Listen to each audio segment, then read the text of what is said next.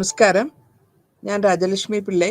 ഇന്ന് നമ്മൾ പരാമർശിക്കാൻ പോകുന്നത് ഈ യൂണിറ്റ് 3യും 4ഉമാണ്.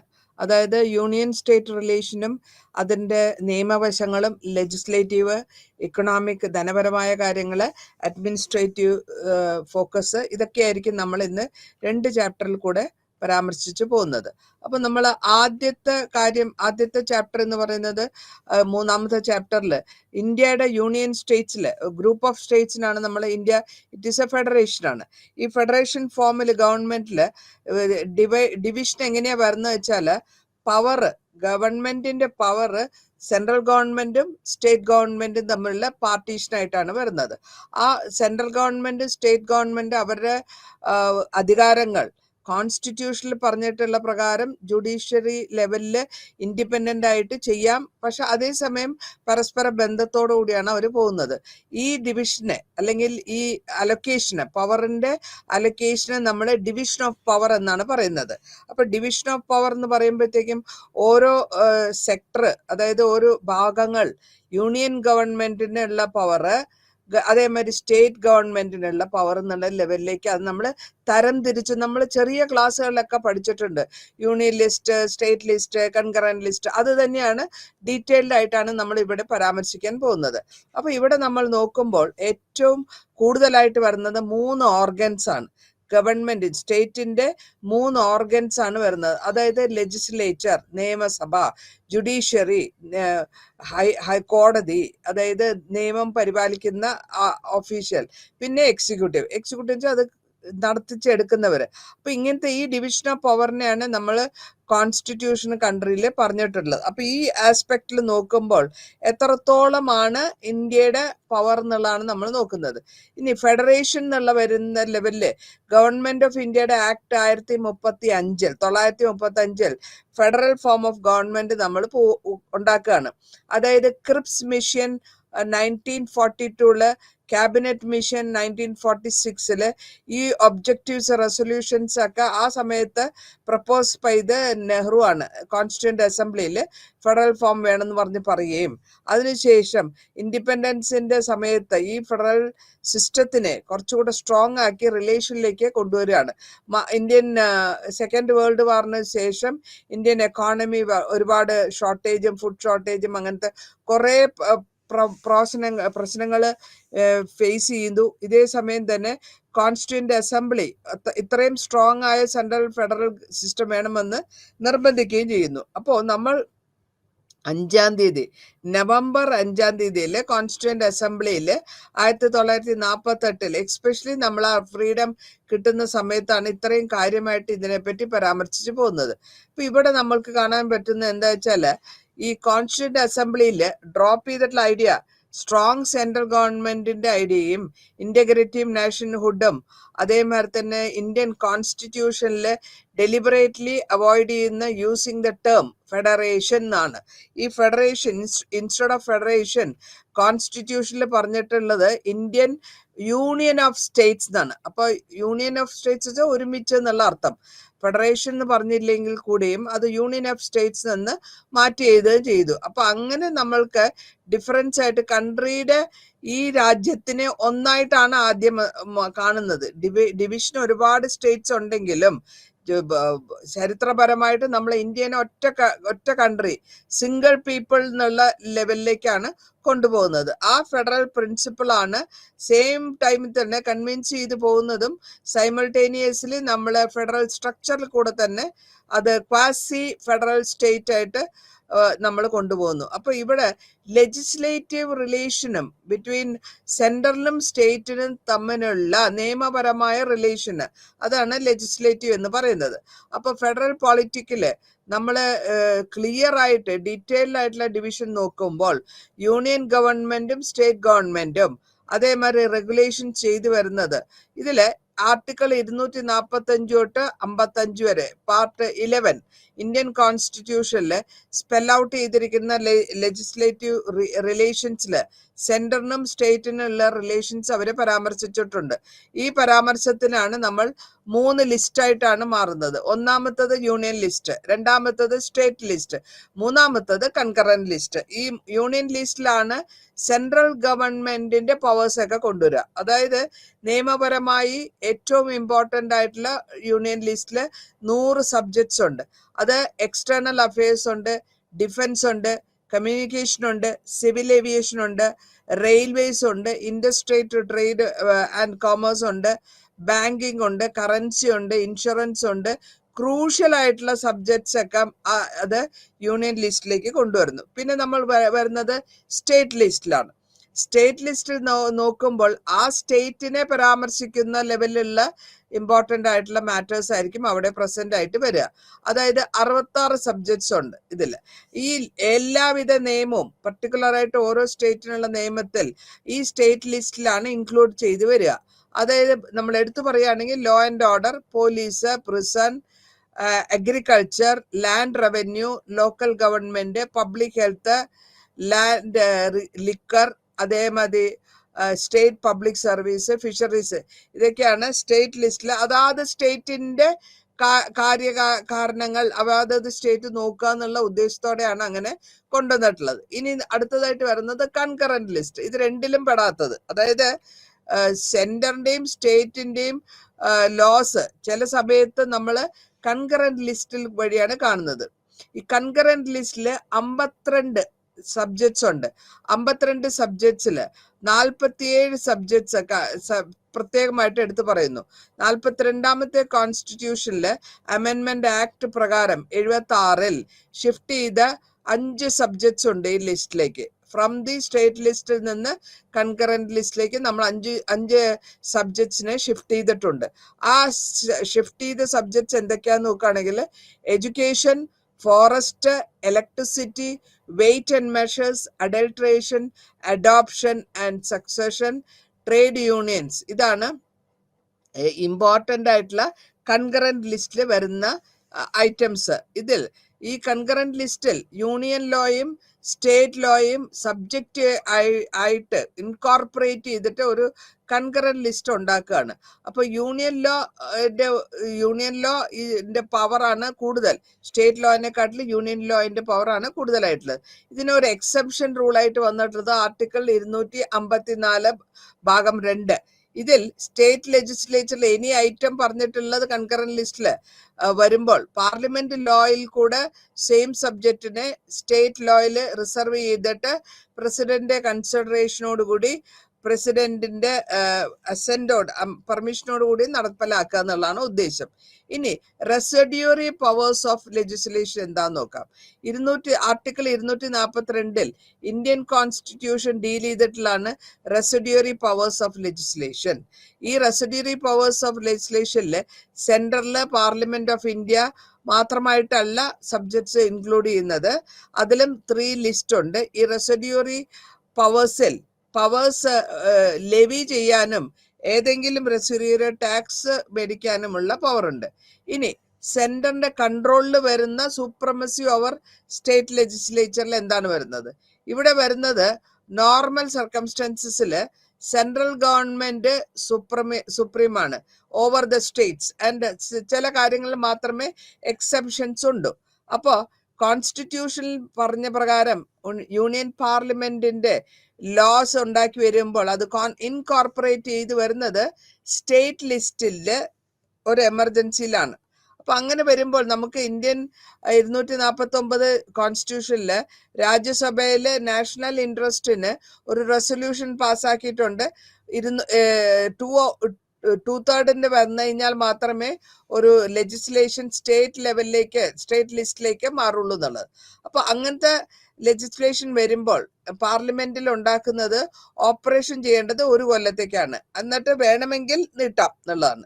ഇനി 250 ഇന്ത്യൻ കോൺസ്റ്റിറ്റ്യൂഷനിലെ പവർ എല്ലാം പറഞ്ഞിട്ടുള്ളത് പാർലമെന്റിന് ലോ ഉണ്ടാക്കാം, നിയമം ഉണ്ടാക്കാം സ്റ്റേറ്റ് ലിസ്റ്റിൽ നിന്നും എമർജൻസിക്ക്. പക്ഷെ ഇതിന് പ്രൊവിഷൻ പറയുന്നത് സീസ് ചെയ്യേണ്ടത് ഓപ്പറേറ്റ് ചെയ്യേണ്ടതും എക്സ്പിറേഷൻ 6 മാസം എമർജൻസി കൊടുത്തിട്ടാണ്. അപ്പോൾ സ്റ്റേറ്റ് ലെജിസ്ലേച്ചറിന്റെ പവറിനെ to make laws on the same subject അതിനെ റെസ്ട്രിക്ട് ചെയ്യുന്നില്ല. എങ്കിലും ഡിസഗ്രിമെന്റ് വരികയാണെങ്കിൽ പാർലമെന്ററി ലോ ആണ് നമ്മൾ കാരണമായിട്ട് എടുക്കുന്നത്, അല്ലെങ്കിൽ നിയമപരമായി അതാണ് വെയിറ്റേജ് കൂടുതൽ വരിക. ആർട്ടിക്കിൾ 252 കോൺസ്റ്റിറ്റ്യൂഷനിൽ പറഞ്ഞിട്ടുണ്ട്, 2 അല്ലെങ്കിൽ 3 സ്റ്റേറ്റ് ലെജിസ്ലേച്ചറിൽ റിക്വസ്റ്റ് ചെയ്യാണ് യൂണിയൻ പാർലമെന്റിനോട് ഒരു റെസൊല്യൂഷൻ ഉണ്ടാക്കാനും ലോ ഉണ്ടാക്കാനും ഏതെങ്കിലും ഒരു സബ്ജക്റ്റ് സ്റ്റേറ്റ് ലിസ്റ്റിൽ പറഞ്ഞിട്ടുള്ളത്, അതും ഈ സ്റ്റേറ്റിൽ എല്ലാ പറഞ്ഞിട്ടുള്ള സ്റ്റേറ്റുകൾക്ക് എല്ലാവർക്കും ഉപകാരപ്പെടുന്ന ഒരു ലോ ആണെങ്കിൽ അവർക്ക് ഉണ്ടാക്കാമെന്ന് പറഞ്ഞിട്ടുണ്ട്. 253 ഇന്ത്യൻ കോൺസ്റ്റിറ്റ്യൂഷനിൽ ഓതറൈസ് ചെയ്തിട്ടുള്ളത് പാർലമെന്റിന് ഒരു ലോ ഉണ്ടാക്കാം, ഇന്ത്യൻ ടെറിട്ടറിയുടെ എനി പാർട്ടിലും എനി ട്രീറ്റിക്കും ലോ ഉണ്ടാക്കാം വിത്തൗട്ട് ബാക്കിയുള്ള കൺട്രികളുടെ ഒപ്പത്തിനൊപ്പം അവർക്ക് ചെയ്യാമെന്ന് പറയുന്നു. ഇനി പ്രൊക്ലമേഷൻ ഓഫ് പ്രസിഡന്റിന്റെ റൂൾ എവിടെയാ വരുന്നത് വെച്ചാല് ആർട്ടിക്കിൾ 356 ഇന്ത്യൻ കോൺസ്റ്റിറ്റ്യൂഷനില്.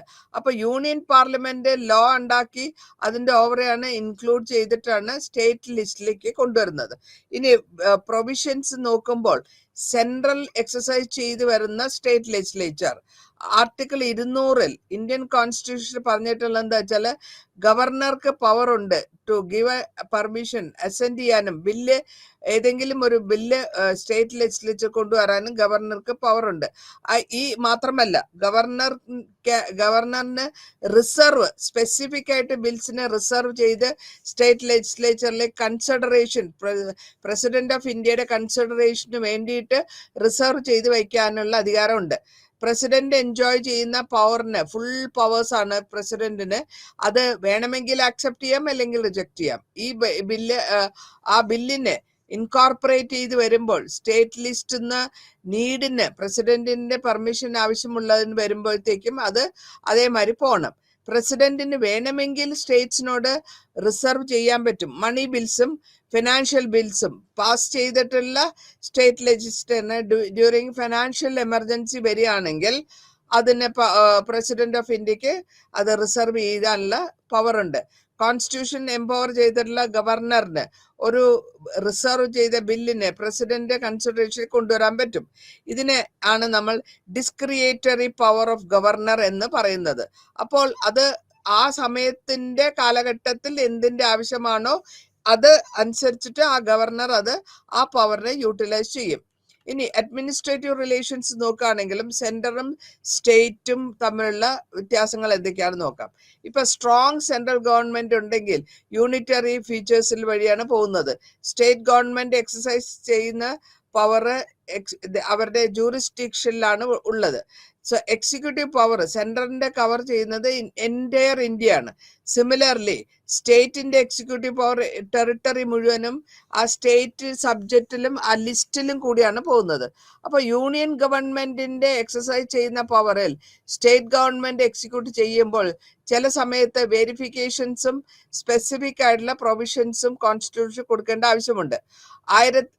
ആർട്ടിക്കിൾ 162 ഇന്ത്യൻ കോൺസ്റ്റിറ്റ്യൂഷനില് യൂണിയൻ ഗവൺമെന്റിന്റെ executive power to all subjects എന്നാണ് പറഞ്ഞിട്ടുള്ളത്. അപ്പൊ ആ പാർലമെന്റിന് എല്ലാ ലോയും ഉണ്ടാക്കാം.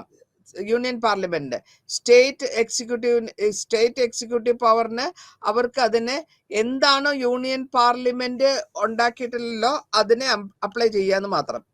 ഇനി സെന്റർ ഡയറക്ഷൻ കൊടുക്കും സ്റ്റേറ്റിന്, അതായത് നിയമപരമായ ഒരു ഡയറക്ഷൻ അല്ലെങ്കിൽ ഒരു നേർവഴി കാണിച്ചു കൊടുക്കാണ്. 256 ഇന്ത്യൻ കോൺസ്റ്റിറ്റ്യൂഷനിൽ പറഞ്ഞിട്ടുള്ളത് എക്സിക്യൂട്ടീവ് പവർ എക്സസൈസ് ചെയ്യാൻ പറ്റും. അതിന്റെ കൂടെ ലോസും യൂണിയൻ പാർലമെന്റ് നോക്കി പോണം. 257 എംപവർ ചെയ്തിട്ടുള്ള യൂണിയൻ ഗവൺമെന്റിന്റെ നെസസറി ഡയറക്ഷൻസ്, അതായത് സ്റ്റേറ്റിന് വേണ്ട നിയമവിദഗ്ധമായ അധികാരങ്ങൾ അവർക്ക് പറഞ്ഞു കൊടുക്കുകയും വേണം. ഈ ഡയറക്ഷനിൽ നമുക്ക് കാണുന്ന കമ്മ്യൂണിക്കേഷൻ നാഷണൽ ലെവലിലോ മിലിറ്ററി സിഗ്നിഫിക്കൻസിലോ വരുന്നുണ്ട്. ഇത് കൂടാണ്ട് കോൺസ്റ്റിറ്റ്യൂഷൻ സ്പെൽ ഔട്ട് ചെയ്യുന്നത് നോൺ കോംപ്ലയൻസ് സെൻട്രൽ ഗവൺമെന്റിന്റെ. അതേമാതിരി ആർട്ടിക്കിൾ 365 പറയുന്നു സ്റ്റേറ്റ് ഫെയിൽ ചെയ്താൽ ഏതെങ്കിലും കാരണവശാൽ അത് നിയമം നടപ്പിലാക്കാൻ പറ്റാണ്ട് വരികയാണെങ്കിൽ ദ പ്രസിഡന്റിനെ ഹോൾഡ് ചെയ്യാൻ പറ്റും. ആ സ്റ്റേറ്റ് ഗവൺമെന്റിന്റെ എന്തുകൊണ്ടാണ് എന്നുള്ളത് അവർക്ക് അവിടെ ഹോൾഡ് ചെയ്യാൻ പറ്റും. അപ്പൊ അങ്ങനെ വരുമ്പോൾ ആ കാലഘട്ടത്തിൽ അങ്ങനെ ഒരു ആവശ്യം വരികയാണെങ്കിൽ ആ സ്റ്റേറ്റിൽ മാത്രമായിട്ട് നമ്മൾ പ്രസിഡന്റ് റൂൾ ആർട്ടിക്കിൾ 356 വെച്ചിട്ട് ആ പെർട്ടിക്കുലർ ആയിട്ടുള്ള സ്റ്റേറ്റിൽ മാത്രം പ്രസിഡന്റ് റൂള് ഇമ്പോസ് ചെയ്യും. ഇനി എന്താ അടുത്ത് നോക്കേണ്ടത്? നമ്മൾ എമർജൻസിയാണ്. ഈ എമർജൻസി എന്ന് വരുമ്പോൾ ഏത് സമയത്താണ് എമർജൻസി പ്രൊക്ലമേഷൻ ചെയ്യേണ്ടത്? ആർട്ടിക്കിൾ 352, 356 പ്രകാരം നാഷണൽ എമർജൻസി എന്നുള്ള ലെവലില് പ്രസിഡന്റ് ഓഫ് ഇന്ത്യക്ക് ഒരു എമർജൻസി സെക്യൂരിറ്റി കൊടുക്കാൻ പറ്റും. അത് ഏത് കാരണങ്ങളാ? ഒന്നില്ലെങ്കിൽ വാർ ഉണ്ടാവണം, എക്സ്റ്റേണൽ അഗ്രഷൻ ഉണ്ടാവണം, അല്ലെങ്കിൽ ഇന്റേണൽ ആയിട്ടുള്ള റെബലിയൻസ് ഉണ്ടാവണം.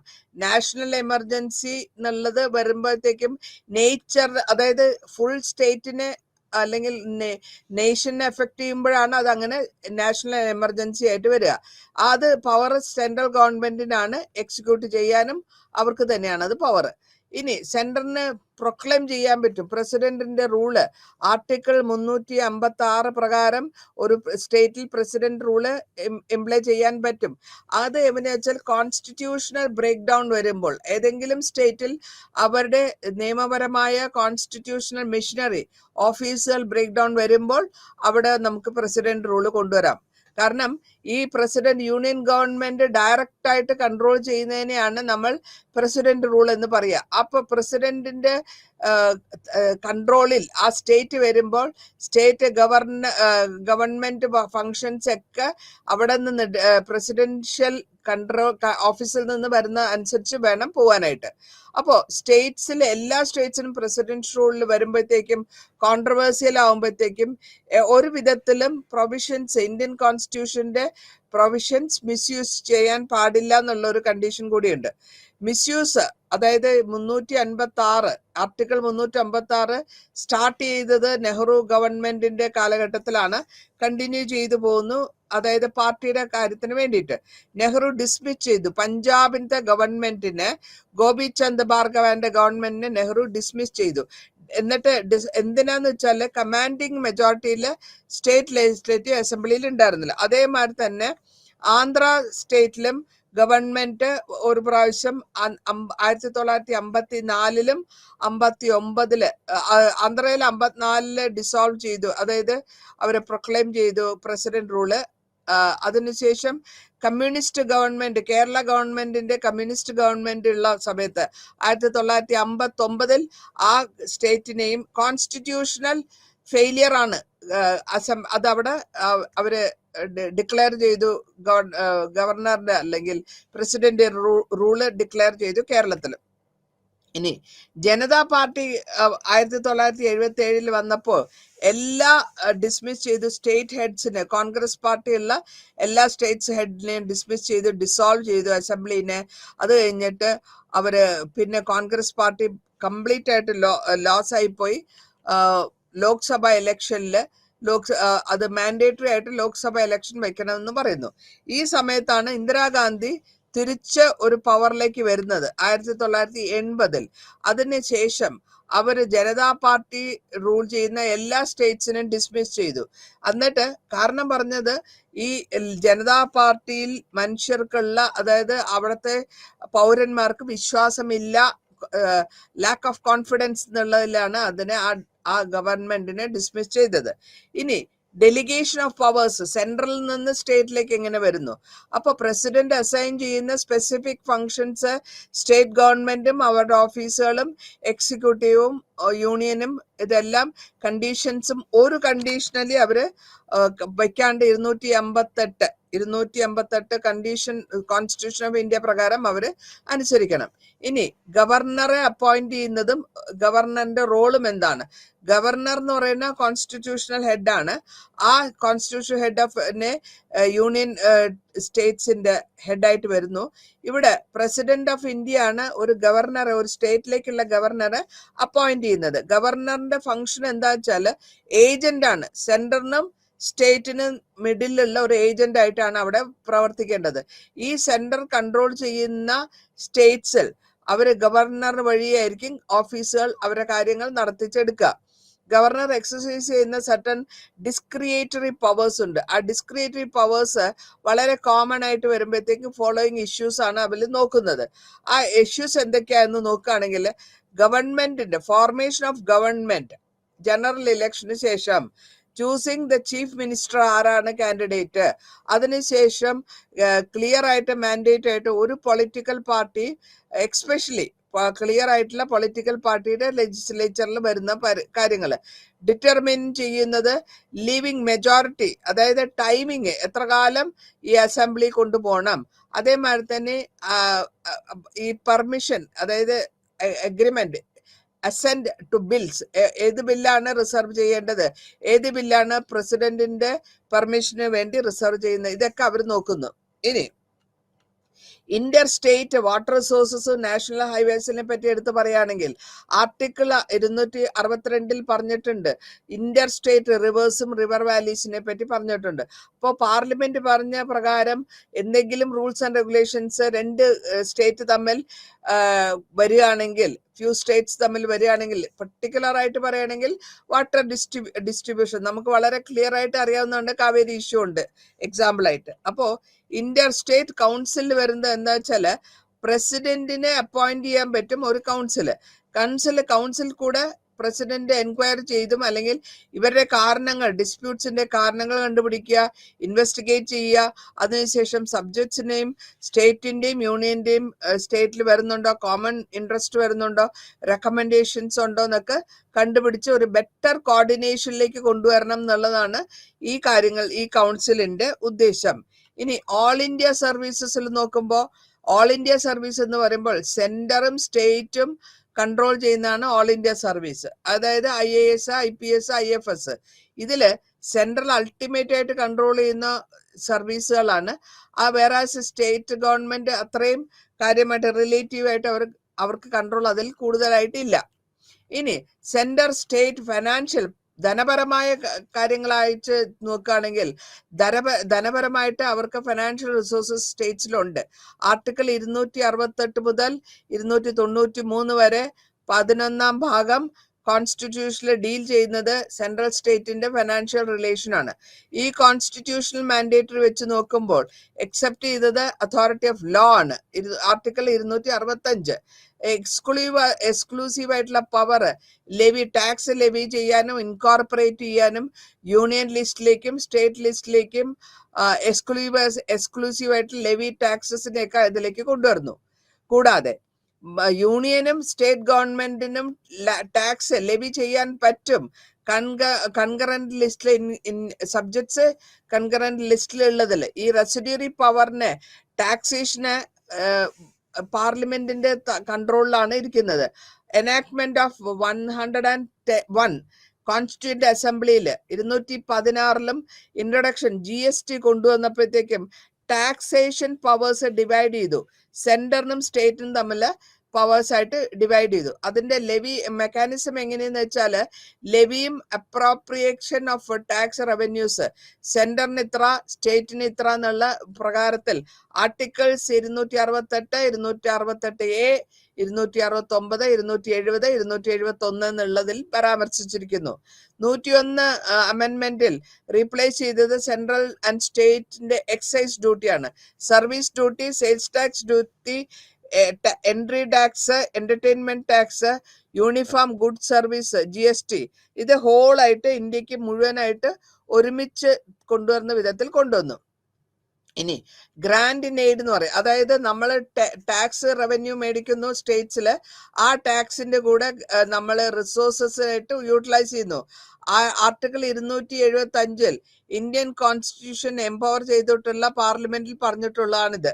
ആർട്ടിക്കിൾ 282 സെൻട്രലും സ്റ്റേറ്റ്സിനും ഗ്രാന്റ്സ് കൊടുക്കാം, പബ്ലിക് പർപ്പസിന് വേണ്ടിയിട്ടുള്ള ഗ്രാന്റ്സ്. ഈ സെന്റർ ഡിസ്ക്രിയേറ്ററി പവേഴ്സ് യൂസ് ചെയ്തിട്ടാണ് അവര് കൊടുക്കുന്നതും കൊടുക്കാണ്ടിരിക്കുന്നതും. അത് പണവിഷയമായതുകൊണ്ടാണ്. ഫൈനാൻഷ്യൽ കമ്മീഷൻ ഒരു കമ്മീഷനുണ്ട്.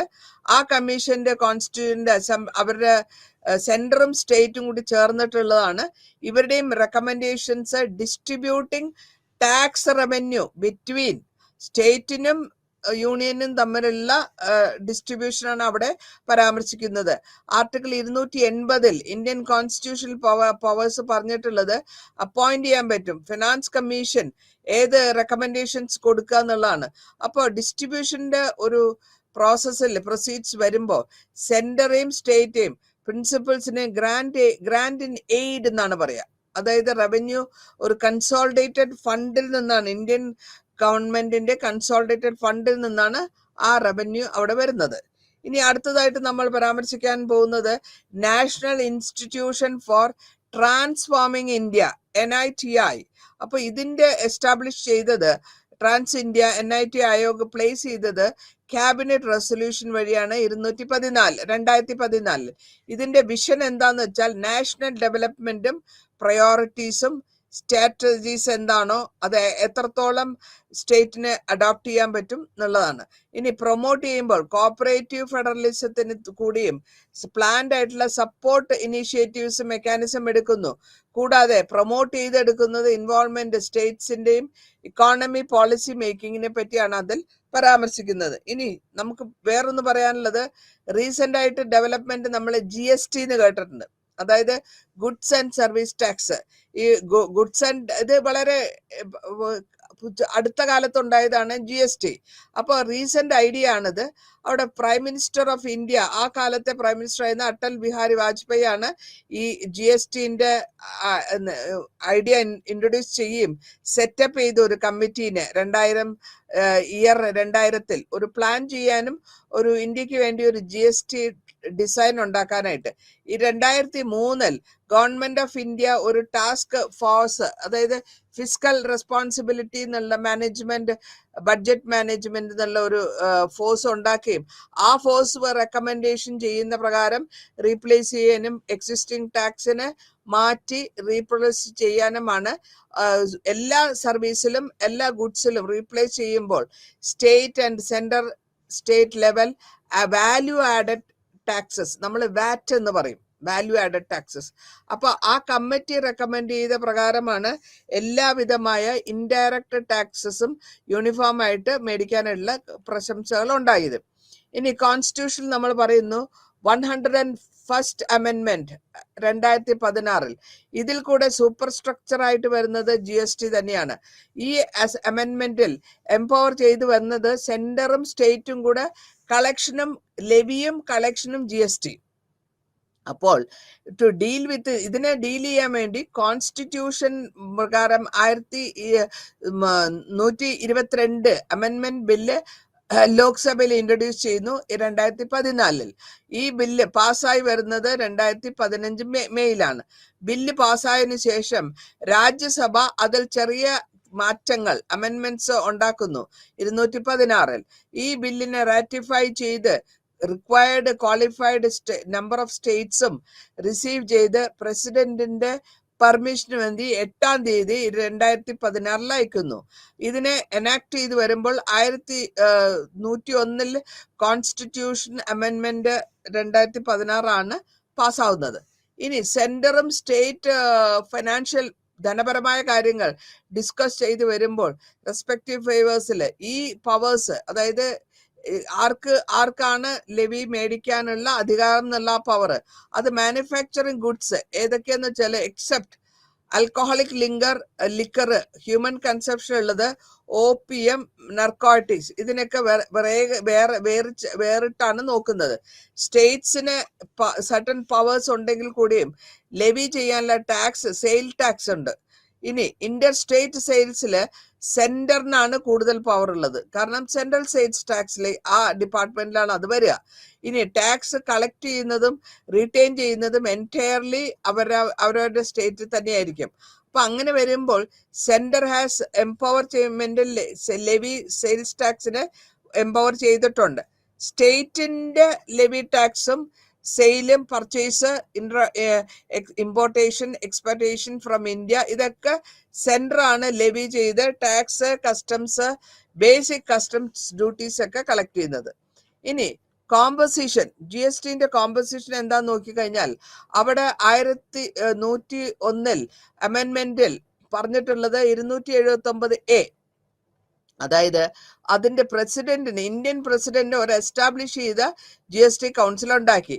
ആ കൗൺസിലിൽ കൂടെ എസ്റ്റാബ്ലിഷ് ചെയ്ത് 2016 ഗുഡ്സിനും സർവീസിനും എല്ലാ ഫോളോയിങ് മെമ്പേഴ്സിന്റെയും കൺസിസ്റ്റ് ഓഫ് എല്ലാ മെമ്പേഴ്സിനെ, അതായത് union finance minister chairperson, union minister of state, revenue or ഫൈനാൻസിന്റെ മെമ്പർ 3, അതേമാതിരി തന്നെ minister for in charge of fixation, finance and taxation ഒരു മിനിസ്റ്ററെ നോമിനേറ്റ് ചെയ്തു. സ്റ്റേറ്റ് ഗവൺമെന്റ് മെമ്പേഴ്സ് ആയിട്ട് GST കൗൺസിൽ ഫോം ചെയ്തു. Article 279A. ഈ കൗൺസിൽ കൂടെ നമ്മൾ കണ്ടുപിടിക്കുന്നത് vice chairman of the council ആ പീരീഡിൽ കണ്ടുപിടിക്കേണ്ട കാര്യങ്ങൾ. ഗുഡ്സും സർവീസും ഇന്റർ സ്റ്റേറ്റ് ലെവലിലും കൊമേഴ്സ് ലെവലിലും വരുമ്പോൾ ലെവി ചെയ്യണം. ഗവൺമെന്റിന്റെ യൂണിയൻ ഗവൺമെന്റിന്റെ ടാക്സ് ആയിട്ട് അതിനെ കളക്ഷൻ ചെയ്ത് എടുക്കണം. അപ്പൊ ആ പാർലമെന്റ് പ്രൊവൈഡ് ചെയ്താണ് ഈ ലോ. GST റെക്കമെൻഡേഷൻസ് കൊടുത്തത് 269A പാർട്ട് 1. ഇനി GSTയിലെ റെക്കമെൻഡേഷൻസ് എന്തൊക്കെയാന്ന് നോക്കുമ്പോൾ GST rate, exemption, thresholds, tax എപ്പോഴാണ് സബ്മിറ്റ് ചെയ്യേണ്ടതും, അതേമാതിരി തന്നെ 279 part 7 1.5 number GST council forms quorums meet ചെയ്യണം. അതിനുശേഷം ഡിസിഷൻസ് എടുക്കുമ്പോൾ 4/3 ഭാഗം മെമ്പേഴ്സ് ഉണ്ടായിരിക്കണം വോട്ട് ചെയ്യാൻ. അങ്ങനെ സെറ്റ് കണ്ടീഷൻസ് ഒക്കെ കൊണ്ടുവരാണ് വെയിറ്റേജ്. അപ്പോൾ അങ്ങനെ വന്ന ശേഷം സെന്ററിനും സ്റ്റേറ്റിനും എക്സ്പെക്ട് ചെയ്യുന്ന എൻഷുർ ചെയ്യുന്ന എക്സ്പോർട്ടിംഗ് ട്രാൻസ്ഫേഴ്സ് ക്രെഡിറ്റിൽ പോകുന്നു GSTയില്. ഇതേമാതിരി തന്നെ ഇന്റഗ്രേറ്റഡ് ഗുഡ്സ് ഉണ്ട്, IGST എന്ന് പറയും സെന്ററിൽ. അതേമാതിരി IGST യൂസ് ചെയ്യുന്നത് പേയ്മെന്റ് ഓഫ് SGST ട്രാൻസ്ഫോം ചെയ്ത് സെൻട്രലിലേക്ക് ഇമ്പോർട്ടൻ്റ് ആയിട്ടുള്ള സ്റ്റേറ്റിലേക്കും കൊണ്ടുവരുന്നു.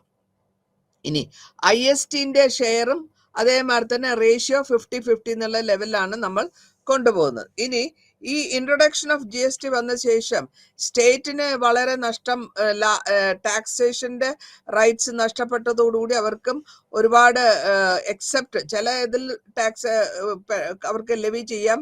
Petroleum, alcohol and stamp duty. അവരുടെ ഫൈനാൻഷ്യൽ പൊസിഷൻ സിവിയർ സ്ട്രെയിൻ ആയി സ്റ്റേറ്റിന്റെ. അപ്പോൾ ഈ ഡിലേ വരുമ്പോഴത്തേക്കും അവരുടെ ഷാർപ്പായിട്ടുള്ള ക്യാപിറ്റൽ പേയ്മെന്റ്സിലെ എക്സ്പെൻഡിച്ചറിലൊക്കെ കട്ട് ഡൗൺ ചെയ്തു. പിന്നെ മാർച്ചിൽ നമ്മുടെ 2020 വന്ന കോവിഡ് പാൻഡമിക്കും വളരെ ആയിട്ടുള്ള ഈ സീരിയസ് ആയിട്ടുള്ള ലോക്ക്ഡൌൺ ഒക്കെ അതിലും അഫക്റ്റ് ആയിട്ടുണ്ട്. സെൻട്രൽ ഗവൺമെന്റ് ഒരു കോമ്പൻസേഷൻ കൊടുത്തിരുന്നു GST ഇൻട്രൊഡ്യൂസ് ചെയ്ത 5 yearsല്.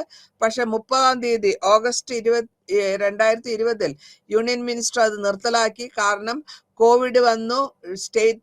സ്റ്റേറ്റ് വളരെ പ്രധാനപ്പെട്ട കാര്യമാണ്, ആക്ട് ഓഫ് ഗോഡ് എന്നാണ് പറയുന്നത്. ആ സമയത്ത് ക്രിട്ടിക്കലാണ് നോൺ പേയ്മെന്റ് GST കോമ്പൻസേഷനും ഫൈറ്റ് ചെയ്യും. അങ്ങനത്തെ പാൻഡമിക് ആയതുകൊണ്ട് ഇവര് കോമ്പൻസേഷൻ കൊടുക്കുന്നതൊക്കെ ഗവൺമെന്റ് ഒരു പതുക്കെ ഒന്ന് നിർത്തലാക്കുകയും എസ്റ്റിമേറ്റ് ചെയ്തത് 3 ലക്ഷം കോടിയാണെങ്കിൽ കൂടിയും സെസ് കളക്ഷൻ വന്നത് 65,000 കോടിയാണ്. അപ്പൊ ആ കോമ്പൻസേഷൻ ഷോർട്ട് ഫോൾ അവിടെ തീർന്നുപോയി എന്ന് പേപ്പർ വഴി നമുക്കറിയാൻ പറ്റും. ഇനി അറ്റംപ്ഷൻ, അതായത് reform central government relationship, Sagarika commission. ഈ കമ്മീഷൻ ചെയർമാനായ ജസ്റ്റിസ് RS സാഗരിക ആണ് നടത്തി വരുന്നത്. അതിന്റെ കൂടെ ശിവരാമൻ, അതേമാതിരി SR സെൻ ഇവരും മെമ്പേഴ്സ് ആയിരുന്നു. ഈ കമ്മീഷനില്, സാഗരിക കമ്മീഷനില് ചെയർമാന്റെ പേരാണ് വരുന്നത്. സാഗരിക കമ്മീഷൻ സപ്പോർട്ട് ചെയ്ത് റിപ്പോർട്ട് കൊടുത്തത് 1988 ജനുവരിയിൽ. കണ്ടീഷൻസ് എന്തൊക്കെയാണെന്ന് വെച്ചാൽ അത് കണ്ടെയ്ൻ ചെയ്യുന്നത് 247 റെക്കമെൻഡേഷൻസ് ആണ്. ഈ റെക്കമെൻഡേഷൻസ് അവർ ഡൈല്യൂട്ട് ചെയ്യാനോ ചെയ്യാൻ പാടില്ല എന്നുള്ള പലവിധ കണ്ടീഷൻസ് അവർ കൊടുത്തിട്ടുണ്ട്. ഈ സജസ്റ്റഡ് ഇംപ്രൂവ്മെന്റ്സും അതേമാതിരി തന്നെ കണ്ടീഷൻസ് പറഞ്ഞതും റെക്കമെൻഡേഷൻസ് പറഞ്ഞതും ഇന്റർ സ്റ്റേറ്റ് കൗൺസിലില് ആർട്ടിക്കിൾ 263 ഇനി കൺസൾട്ടേഷൻ ചെയ്യേണ്ടി വരികയാണെങ്കിൽ സ്റ്റേറ്റിനും സെൻട്രലിനും ഇനാക്ട് ചെയ്യണം ലോ. കൺകറന്റ് ലിസ്റ്റിലാണെങ്കിലും ശരി, മിനിമം യൂസ് ഓഫ് 356 ആർട്ടിക്കിൾ ഉപയോഗിക്കേണ്ടെന്ന് റെക്കമെൻഡേഷൻ പറയുന്നു. നാഷണൽ ഫ്രണ്ട് ഗവൺമെന്റ് എസ്റ്റാബ്ലിഷ് ചെയ്തത് 1990 ഇന്റർ സ്റ്റേറ്റ് കൗൺസിൽ. ഇനി നമ്മൾ കൗൺസിൽ നാഷണൽ കമ്മീഷൻ നോക്കുമ്പോൾ വർക്കിംഗ് കോൺസ്റ്റിറ്റ്യൂഷൻ ഉണ്ട്.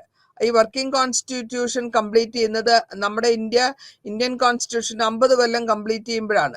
അപ്പോൾ ബി ജെ പിയുടെ നേതൃത്വത്തിലുള്ള ഗവൺമെന്റ് 2022 ഫെബ്രുവരിയിൽ നാഷണൽ കമ്മീഷൻ റിവ്യൂ കമ്മിറ്റിയും ഉണ്ടാക്കുകയും വർക്കിംഗ് ഇന്ത്യയുടെ എങ്ങനെയുണ്ടെന്ന് വർക്ക് റിവ്യൂ എടുക്കാൻ വേണ്ടിയിട്ട് chairmanship justice Venkatachaliah, justice supreme court ഇവരെയൊക്കെ വെച്ചിട്ട് ഒരു കോൺസ്റ്റിറ്റ്യൂഷൻ റെസ്പോണ്ട് എന്തായിരുന്നു, 50 ഇയേഴ്സിന്റെ വ്യത്യാസം എന്തായിരുന്നു എന്ന് കണ്ടുപിടിക്കാനായിട്ട് വയ്ക്കുന്നു. ഈ ജസ്റ്റിസ് RS സർക്കാരിയ അതിന്റെ മെമ്പർ കൂടിയാണ്. അപ്പൊ ഈ സബ്മിഷൻ നമുക്ക് റിപ്പോർട്ട് കിട്ടുന്നത് 31 മാർച്ച് 2002 ആ റെക്കമെൻഡേഷൻസും സെൻട്രലും സ്റ്റേറ്റിലും പറ്റി പരാമർശിച്ചിട്ടുണ്ട്. ഇനി മദൻ മോഹൻ പഞ്ചി കമ്മീഷനിൽ എന്താ പറയുന്നത് വെച്ചാല് 27 ഏപ്രിൽ 2007 ഗവൺമെന്റ് കമ്മീഷൻ ചെയ്ത ഒരു state relationship justice Madan Mohan Punchhi chief justice of India ആയിരുന്നു. ഈ റിലേഷൻഷിപ്പ്, അതായത് സ്റ്റേറ്റിന്റെയും സെൻട്രലിന്റെയും റിലേഷനെ പറ്റി പരാമർശിക്കാനും അതിനെ കണ്ടുപിടിക്കാനും ഇട്ടു. ഈ കമ്മീഷൻ ഉണ്ടാക്കിയിട്ട് ഗവൺമെന്റിനോട് പ്രസന്റ് ചെയ്തത് 30 മാർച്ച് 30, 2010 അപ്പോൾ നമ്മൾക്ക് ഇങ്ങനത്തെ കണ്ടീഷൻസ് എല്ലാം വന്ന് ഇന്ത്യൻ ഗവൺമെന്റിന് നമ്മൾ ഇതോടുകൂടി നമ്മൾ ഈ മൂന്നാമത്തെ ചാപ്റ്റർ അവസാന ഭാഗത്തിലേക്ക് എത്തുകയാണ്. നമ്മൾ അടുത്തതായിട്ട് പരാമർശിക്കാൻ പോകുന്നത് 4ാമത്തെ ചാപ്റ്റർ ആണ്. 4ാമത്തെ ചാപ്റ്ററിൽ നമ്മൾ പഠിച്ചു പോകാൻ പോകുന്നത് എന്തൊക്കെയാന്ന് വെച്ച് കഴിഞ്ഞാല് അതിലുള്ള ഓരോ ഗവൺമെന്റ്, അഡ്മിനിസ്ട്രേറ്റീവ് ഗവൺമെന്റിനെ പറ്റിയും ഇന്റർ ലോക്കൽ റിലേഷൻസിനെ പറ്റിയും അതേമാതിരി ഓരോ ബൽവന്ത് റായ് മെഹ്ത്ത കമ്മിറ്റി, അശോക മെഹ്ത്ത കമ്മിറ്റി, ഇങ്ങനെ പലവിധ കമ്മിറ്റികൾ വരികയും കോൺസ്റ്റിറ്റ്യൂഷനിലെ മാൻഡേറ്ററി പ്രൊവിഷൻസ് എന്തായിരുന്നു, വോളണ്ടറി പ്രൊവിഷൻസ് എന്തായിരുന്നു എന്നൊക്കെയാണ് നമ്മൾ പഠിക്കാൻ പോകുന്നത്. അപ്പോ ഈ 2 ലോക്കൽ ഗവൺമെന്റ്സ് ഉണ്ട്. റൂറൽ ഏരിയയിലെ പഞ്ചായത്ത് എന്ന് പറയും, അർബൻ ഏരിയയിൽ അതിനെ മുനിസിപ്പാലിറ്റി എന്ന് പറയും ഇന്ത്യൻ കോൺസ്റ്റിറ്റ്യൂഷന് താഴെ. അപ്പോൾ ഇനീഷ്യൽ ആയിട്ട് നോക്കുകയാണെങ്കിൽ ഇന്ത്യൻ കോൺസ്റ്റിറ്റ്യൂഷൻ ഒരു ക്ലിയർ ആയിട്ട് ഡിവിഷൻ ഓഫ് പവർ, സെൻട്രൽ എന്ത് ചെയ്യാം, സ്റ്റേറ്റ് എന്ത് ചെയ്യാം എന്ന് ക്ലിയർ ആയിട്ടുള്ള ഡിവിഷൻ കൊടുത്തിട്ടുണ്ട്. പിന്നെ 73ാമത്തെയും 74ാമത്തെയും അമെൻമെന്റ്സ് 1992 ഒരു 3 തരം 3 ടയർ ഗവൺമെന്റ്, ലോക്കൽ ഗവൺമെന്റിനെ പരാമർശിക്കുന്നു. അവിടെ 73ാമത്തെ അമെൻമെന്റിൽ 92 പരാമർശിച്ച കോൺസ്റ്റിറ്റ്യൂഷണൽ സ്റ്റേറ്റസ് വരുമ്പോൾ നമ്മൾക്ക് ഷെഡ്യൂളായിട്ട് വരുന്നത് 74ാമത്തെ കോൺസ്റ്റിറ്റ്യൂഷണൽ സ്റ്റേറ്റസ് ആണ് മുനിസിപ്പാലിറ്റീസ്, അതല്ലെങ്കിൽ അർബൻ ഗവൺമെന്റ് എന്ന് പറയുന്നു. ഇനി ഈ കോൺസ്റ്റിറ്റ്യൂഷൻ പ്രകാരം 3 ടയർ എന്ന് ഞാൻ പറഞ്ഞു. പഞ്ചായത്ത് രാജിന്റെ 3 ടയർ എല്ലാ സ്റ്റേറ്റിലും വരണം. 1 പഞ്ചായത്ത് വില്ലേജ് ലെവലില്, 2 താലൂക്ക് ലെവലിലെ പഞ്ചായത്ത്, ബ്ലോക്ക് ഓർ താലൂക്ക് ലെവലിലെ പഞ്ചായത്ത് അതിന് വരണം. 3ാമതായിട്ട് ജില്ലാ പരിഷത്ത് അല്ലെങ്കിൽ പഞ്ചായത്ത് ഡിസ്ട്രിക്ട് ലെവലിൽ വരണം. ഇത് കൂടാണ്ട് നമുക്ക് റൂറൽ ലോക്കൽ ബോഡീസിൽ വന്നിട്ടുണ്ട് 3 തരത്തിലുള്ള അർബൻ ബോഡീസിന്റെ സ്റ്റേറ്റ്. അത് എല്ലാ സ്റ്റേറ്റിലും വേണം. നഗർ പഞ്ചായത്ത് എന്ന് പറയും ട്രാൻസിഷണൽ ഏരിയയില്, മുനിസിപ്പൽ കൗൺസിൽ എന്ന് പറയും സ്മോളർ ആയിട്ടുള്ള അർബൻ ഏരിയയില്, മുനിസിപ്പൽ കോർപ്പറേഷൻ എന്ന് പറയും ലാർജ് ആയിട്ടുള്ള അർബൻ ഏരിയയിൽ. ഇനി നമ്മൾ പരാമർശിക്കാൻ പോകുന്നത് എന്താ വെച്ചാല് ഇന്ത്യൻ കോൺസ്റ്റിറ്റ്യൂഷനും അതിന്റെ പഞ്ചായത്ത് ഗവൺമെന്റ് എന്താണെന്നുള്ളതാണ് വരുന്നത്. 1946 ഡിസംബർ 9 നമ്മളുടെ first session constitution assembly start ചെയ്യുന്നത്, ഇന്ത്യൻ കോൺസ്റ്റിറ്റ്യൂഷൻ ഉണ്ടാക്കാൻ. ഈ കോൺസ്റ്റിറ്റ്യൂഷൻ അസംബ്ലി വന്ന ശേഷം അതിൽ റീകൺസ്ട്രക്ഷൻ ഓഫ് ഇന്ത്യയാണ് ഫോക്കസ് ചെയ്തത്. എക്കണോമിക് ആയിട്ടുള്ള റീസ്ട്രക്ഷൻ ആണ് നമ്മൾ കൂടുതലായിട്ടും Indian rural economy, agriculture, industry, അതായത് സയന്റിഫിക് ആയിട്ടും പ്ലാൻഡ് ആയിട്ടും മോഡൽ കൂടെ പോകണമെന്ന് പറയുന്നു. അതിനെ പ്രപ്പോസ് ചെയ്ത് വരുന്നത് ജനങ്ങളുടെ വെൽഫെയർ ഇഷ്യൂസ് ആണ് റിമൂവ് ചെയ്യുക, ഇൻഇക്വാളിറ്റീസ് റിമൂവ് ചെയ്യുക, ഫുൾഫിൽ ചെയ്യുക, ബേസിക് നെസസിറ്റീസ് എന്താണോ അതൊക്കെ ഫുൾഫിൽ ചെയ്യുക, ഗുഡ് ക്വാളിറ്റി ലൈഫ് കൊടുക്കുക. മഹാത്മാഗാന്ധിയുടെ സമാജ് എന്നുള്ള ആ സിദ്ധാന്തമാണ് നമ്മൾ ഇവിടെ അപ്ലൈ ചെയ്ത് എടുക്കുന്നത്. അപ്പൊ ഇവിടെ ആ കാലഘട്ടത്തിൽ ഇങ്ങനെ സിമ്രിയൻ അഗർവാൾ എന്ന് പറഞ്ഞിട്ട് പ്രോമിനന്റ് ആയിട്ടുള്ള ഗാന്ധിയനാണ് ഈ ഗാന്ധിയൻ മോഡൽ കോൺസ്റ്റിറ്റ്യൂഷൻ കൊണ്ടുവരികയും അല്ലെങ്കിൽ പ്രിപ്പറേഷൻ ചെയ്യുകയും അസംബ്ലിക്ക് വേണ്ടി കൺസിഡർ ചെയ്യുകയും ചെയ്യുന്നത്. ഇതിൽ കൂടെ ഡെമോക്രാറ്റിക്കലി കോൺസ്റ്റിറ്റ്യൂട്ട് ചെയ്തു വരുമ്പോൾ പഞ്ചായത്തിൽ പ്രൈമറി പൊളിറ്റിക്കൽ യൂണിറ്റ് ആയിട്ടാണ് നമ്മൾ പഞ്ചായത്തിനെ കാണുന്നത്.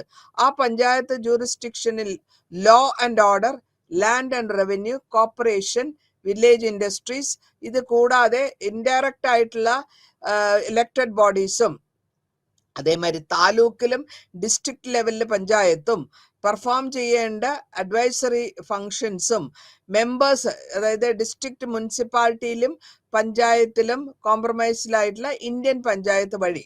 അപ്പോൾ നമുക്ക് അരുൺ ചന്ദ്ര ഗുഹ പ്രോമിനന്റ് ആയിട്ടുള്ള ഗാന്ധിയൻ കോൺസ്റ്റിറ്റ്യൂന്റ് അസംബ്ലി ഹൈലൈറ്റ് ചെയ്തിട്ടുള്ള കോൺസ്റ്റിറ്റ്യൂഷനാണ് പഞ്ചായത്ത് വില്ലേജ് പഞ്ചായത്ത് എന്ന് വരുന്നത്. ഈ വില്ലേജ് പഞ്ചായത്തിൽ കൂടെ കോൺസ്റ്റിറ്റ്യൂഷൻ ഓഫ് ഇന്ത്യയുടെ വരുമ്പോഴത്തേക്ക് എല്ലാ അഡ്മിനിസ്ട്രേഷനും ഒരു പിരമിഡ് സ്ട്രക്ചറിലേക്കാണ് കൊണ്ടുവരുന്നത്. അതായത് വില്ലേജ് പഞ്ചായത്താണ് ഏറ്റവും താഴത്തെ നിലയിൽ വരിക. ഈ പ്രൈമസി വില്ലേജിനെ ഒരു ചെറിയ യൂണിറ്റ് ആക്കി ഇക്കണോമിക് ആൻഡ് പൊളിറ്റിക്കൽ ഗവൺമെന്റ്സിന്റെയും റിസീവ് ചെയ്തിട്ടാണ് കോൺസ്റ്റിറ്റ്യൂന്റ് അസംബ്ലി തുടങ്ങുന്നത്. അബ്ഡേക്കർ ആദ്യമേ അസംബ്ലിയിൽ പറഞ്ഞു അത് റൂയിനേഷൻ വില്ലേജ് റിപ്പബ്ലിക്സ് ആണ് എന്നുള്ളത് അങ്ങനെ പറയുകയും ചെയ്തു. ഇത് കൂടാണ്ട് ഏത് വിധത്തിലുള്ള കണ്ടം ചെയ്തിട്ടുണ്ട്, പ്രൊവിഷണലിസത്തിനെയും കമ്മ്യൂണലിസത്തിനെയും എഗെയിൻസ്റ്റ് ആയിട്ട് കണ്ടം ചെയ്തിട്ടുമുണ്ട്.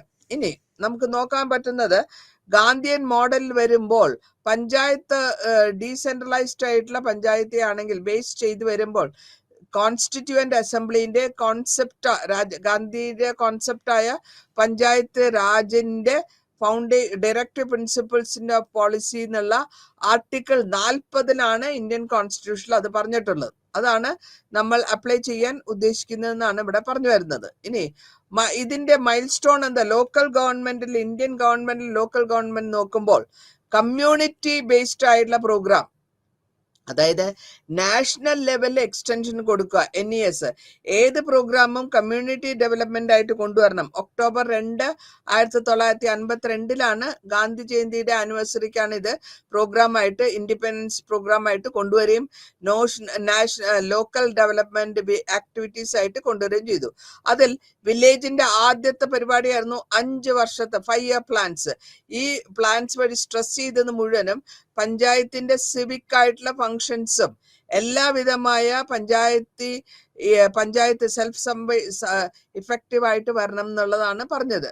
ഇവിടെ നമ്മൾ ഒരു വില്ലേജ് സ്വന്തമായിട്ട് റെസ്പോൺസിബിലിറ്റി എടുക്കാനും ഇനീഷ്യേറ്റീവ് എടുക്കാനും അവരുടെ റിസോഴ്സസ് വെച്ചുകൊണ്ട് വില്ലേജിനെ ഡെവലപ്പ് ചെയ്യാൻ വന്നാൽ തന്നെ ഒരു ഓർഗനൈസേഷൻ ലെവലില് അതിനെ അവർക്ക് കമ്മ്യൂണിറ്റിക്ക് ലീഡർഷിപ്പ് കൊടുക്കാൻ പറ്റും. അതാണ് ആദ്യത്തെ 5 ഇയർ പ്ലാൻ, ഫസ്റ്റ് 5 ഇയർ പ്ലാനിന് പറഞ്ഞത്. രണ്ടാമതായിട്ട് നമുക്ക് നോക്കുകയാണെങ്കിൽ 1 ഇയർ അതിന് ശേഷം, അതായത് ഈ CPD 52 തുടങ്ങിയതിന് ശേഷം നാഷണൽ എക്സ്റ്റൻഷൻ സർവീസ് എന്ന് പറഞ്ഞിട്ട് NES 2 ഒക്ടോബർ 1953 കൊണ്ടുവന്നു.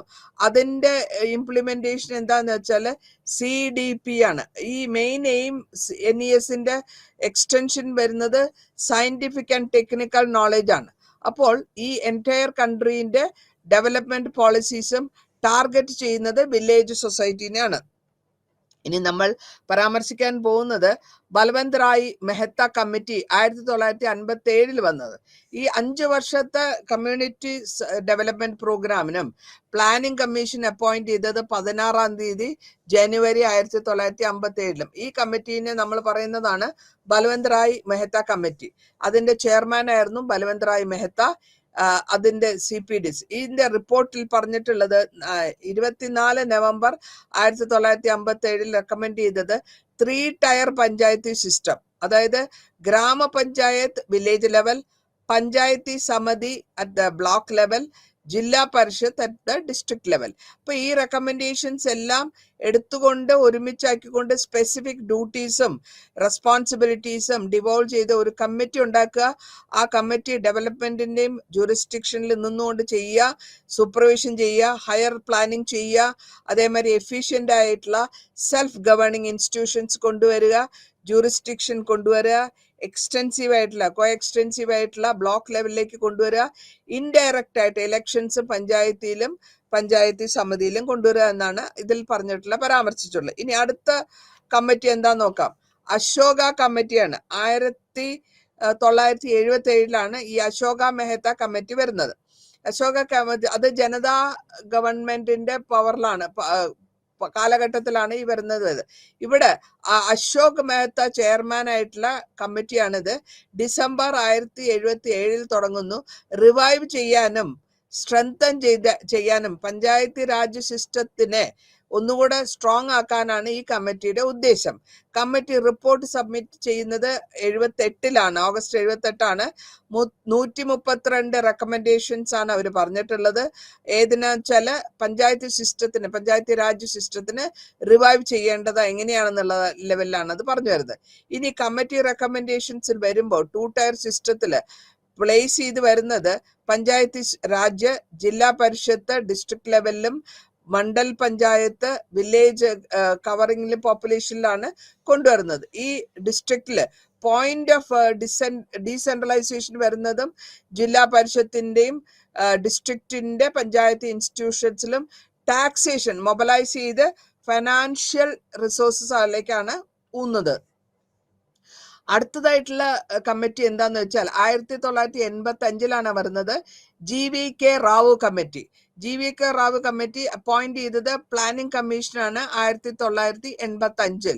എന്തിനാന്ന് വെച്ചാൽ പഞ്ചായത്ത് രാജ് ഇൻസ്റ്റിറ്റ്യൂഷൻസിന്റെ എക്സിസ്റ്റിംഗ് ആയിട്ടുള്ള അഡ്മിനിസ്ട്രേറ്റീവ് അറേഞ്ച്മെന്റ്സ്, അതായത് പോവർട്ടി, അതായത് അവരുടെ പ്രോഗ്രാം, അതായത് ദരിദ്ര പ്രോഗ്രാമത്തിന്റെ അലിവേഷൻസും പ്രോഗ്രാംസ് ഒക്കെ എങ്ങനെയാന്ന് അന്വേഷിക്കാൻ വേണ്ടിയിട്ടാണ് അത് ഉണ്ടാക്കിയിട്ടുള്ളത്.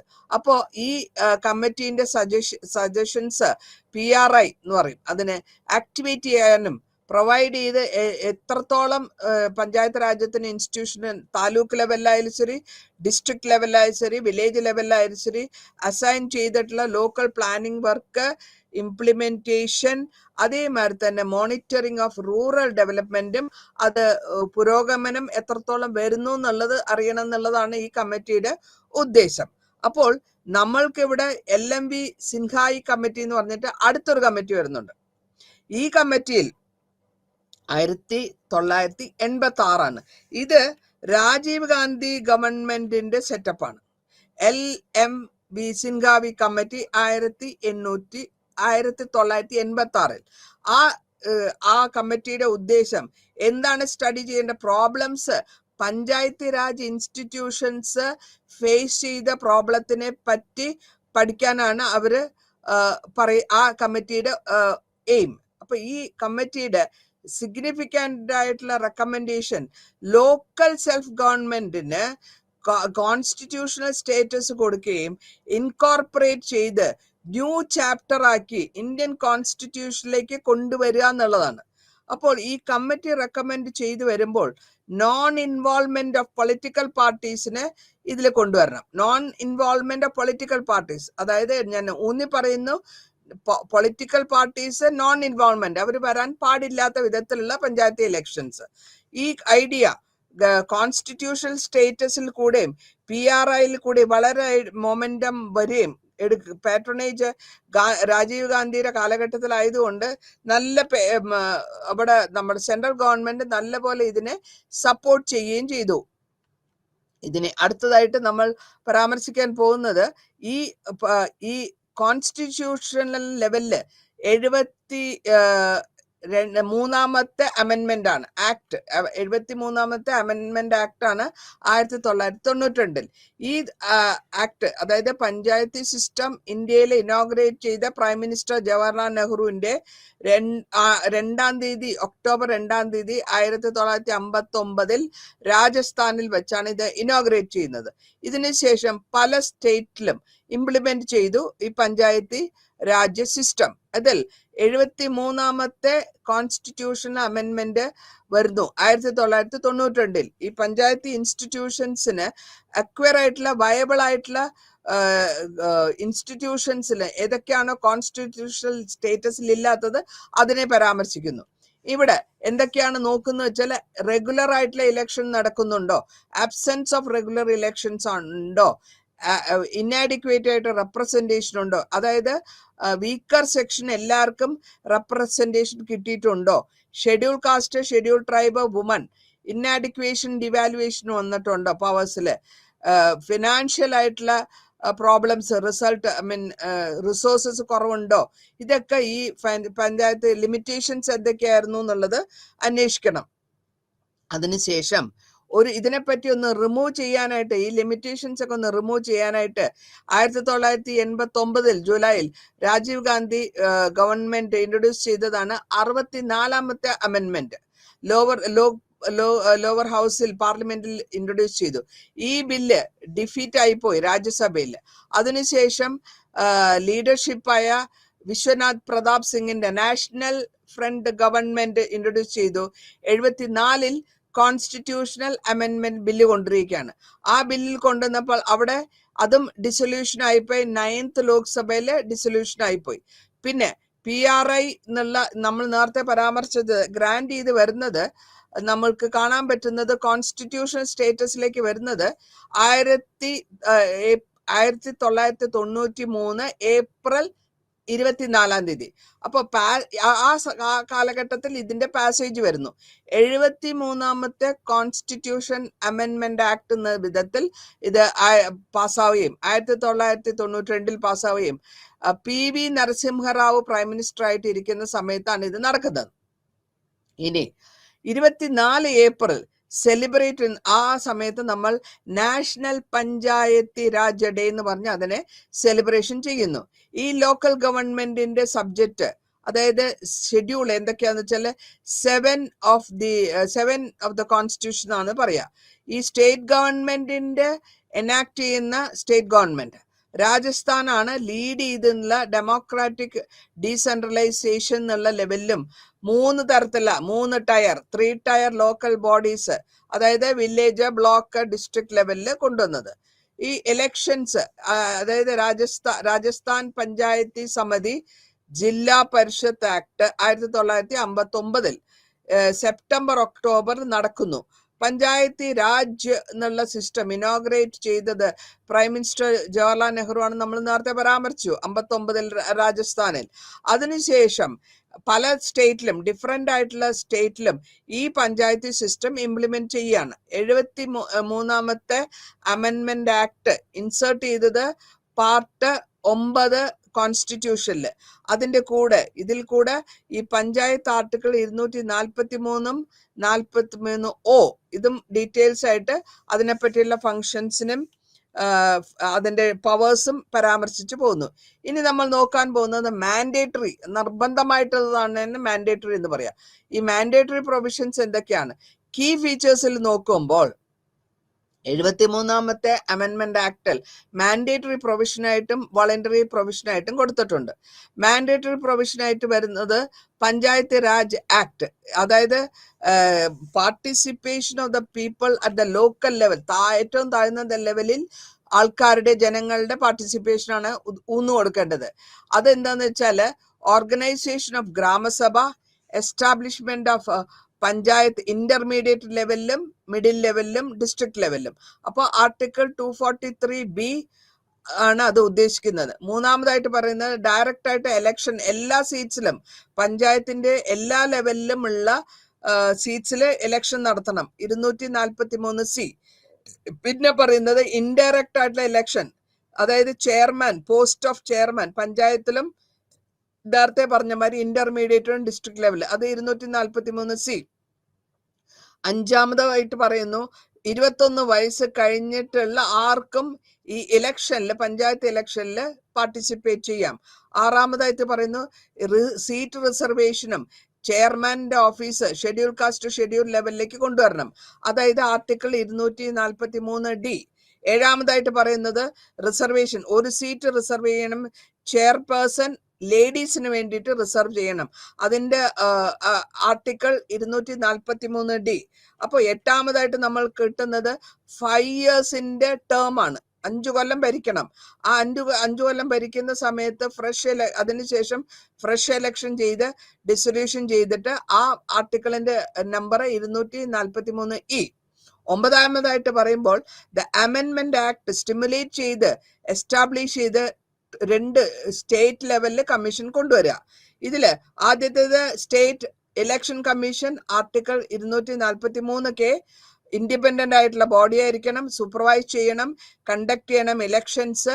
അതിനുശേഷം 2ാമതായിട്ട് പറയുന്നത് സ്റ്റേറ്റ് ഫൈനാൻസ് കമ്മീഷനാണ്. 243 ആർട്ടിക്കിൾ I.